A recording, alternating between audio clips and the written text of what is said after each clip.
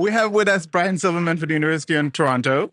Brian has submitted a paper on the political affiliation, the political ideology of inventors in companies and how that affects innovation. Brian, tell us about your paper. Sure. So this is a paper with John DeFigueiredo and Srijit Sethi, and we are looking at political polarization and how it affects the formation of innovation teams or co-invention teams in large companies or organizations in the United States over the last 20 years. And the basic finding is inventors who are registered Democrats tend to co-invent with other inventors who are also registered Democrats at a much higher rate than you would expect if they were ignoring political affiliations as they found people to work with. This is also true. Republicans pair up with Republicans, and Democrats tend to shun Republicans and vice versa.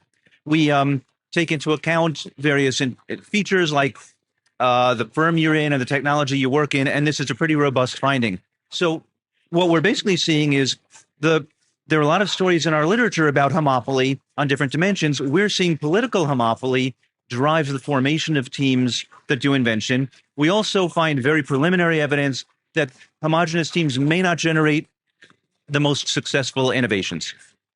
All right, that's super interesting. Do you find that any innovations are affiliated with a political ideology? Are the Republicans more likely to innovate in some fields compared to liberals? Funny you should ask that. But as it happens, one step towards doing our work is to identify whether firms or technologies lean in one political direction or another. And we do indeed find that they do. And so to give an example on the technology side, there are some technologies that skew democratic in the sense that the vast majority of inventors working in that area tend to be Democrats. Those include biotechnology and chemistry. Now, not surprisingly, that tends to be research is often done in universities, which are not seen as very hospitable environments for Republicans in the U.S.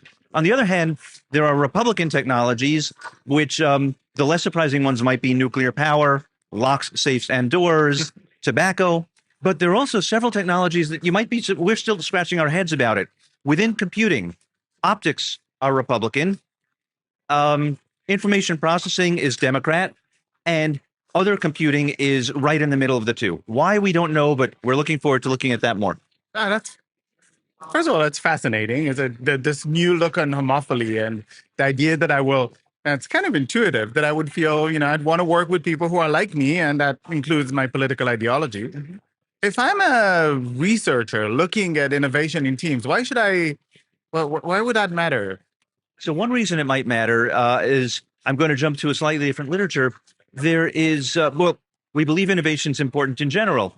There's a lot of research, not by me, recently pointing out that more and more innovation in the U.S. and elsewhere is driven by teams, not individuals.